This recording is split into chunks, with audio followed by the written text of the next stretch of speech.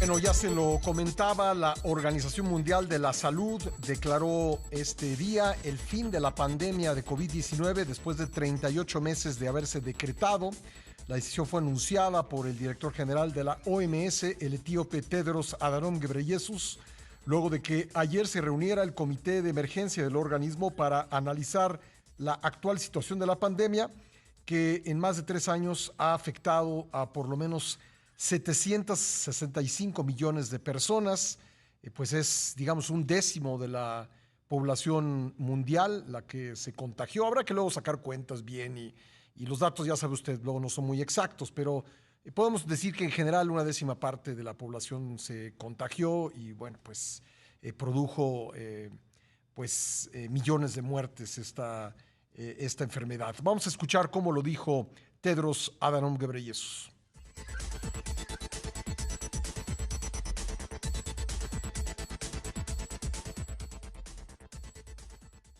Yesterday, the emergency committee met for the 15th time and recommended to me that I declare an end to the public health emergency of international concern. I have accepted that advice. It's therefore with great hope that I declare COVID-19 over as a global health emergency. However, that does not mean COVID-19 is over as a global health threat. Last week, COVID-19 claimed life every 3 minutes, and that's just the deaths we know about. As we speak, thousands of people around the world are fighting for their lives in intensive care units. En estos 3 años y 3 meses, dice Tedros Adhanom Ghebreyesus, murió un ser humano cada 3 minutos en promedio, y eso solo las muertes que conocimos. De acuerdo con el sitio Worldometer, 6.8, casi 6.9 millones de personas murieron por el COVID.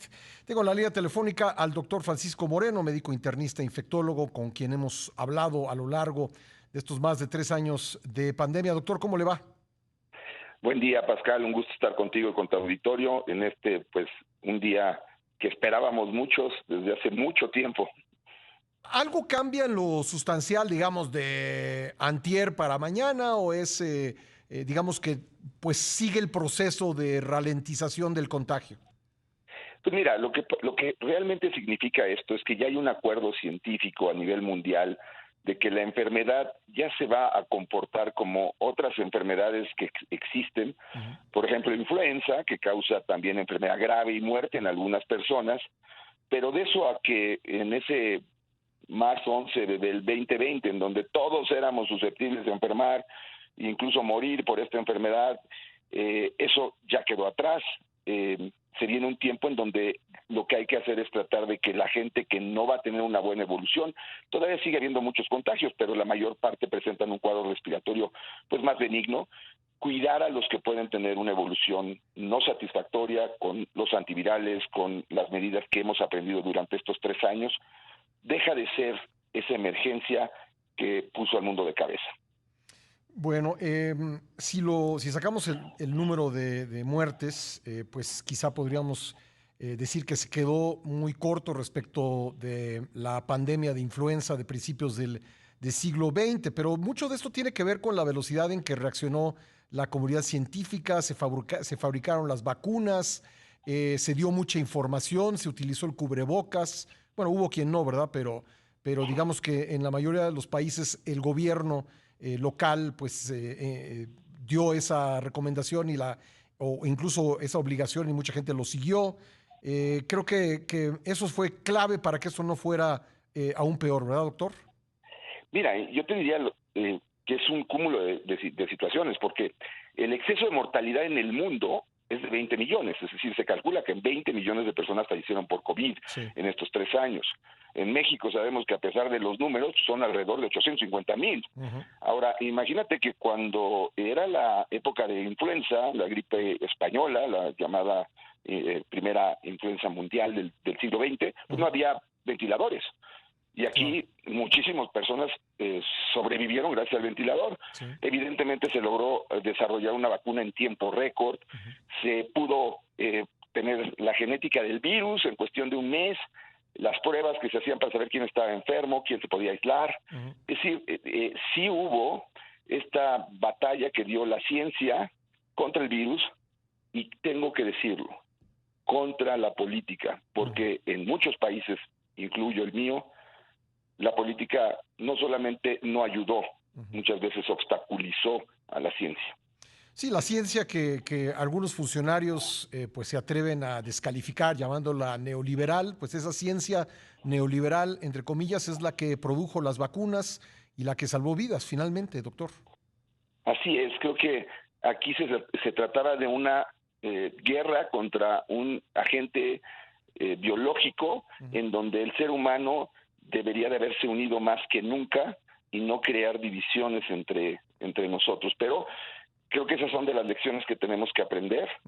Yo estoy muy orgulloso de la sociedad mexicana que se puso el cubrebocas, a pesar de que la persona más importante de este país no lo quiso aceptar nunca, porque ellos ayudaron a salvar sus vidas y probablemente la de muchos de sus alrededores que no sabían que el que ellos usaron cubrebocas les salvó la vida. Así es que yo estoy orgulloso de los mexicanos, estoy contento hoy, después de 1150 días, se termina, o de alguna forma se da oficialmente terminada esta pesadilla, y pues a seguir adelante.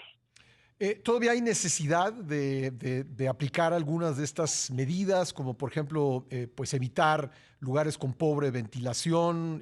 Quizá algunos de estos consejos siguen siendo válidos, ¿no?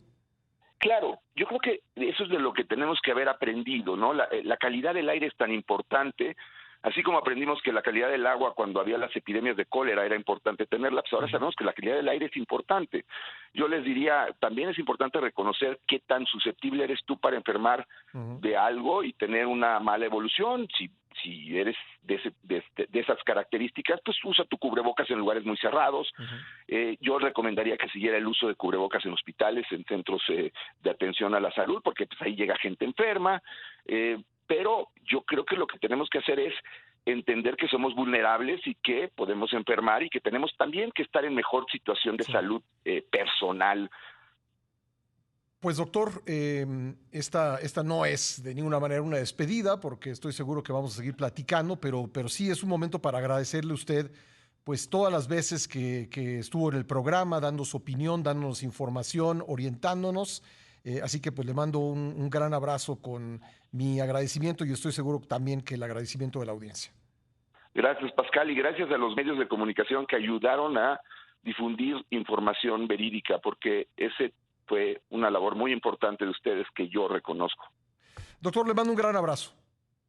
Igualmente. Gracias, el doctor Francisco Moreno, uno de varios especialistas a los que consultamos durante estos más de 3 años, hablando del COVID, dándole a usted información. Hay muchos más a quienes tendremos que agradecer y ojalá podamos hablar con ellos en los próximos días porque fue realmente valiosa la información que nos dieron y me sumo pues al reconocimiento, a la felicitación del doctor Moreno respecto de la gente que utilizó el cubrebocas y aplicó las medidas científicas para evitar la propagación del COVID.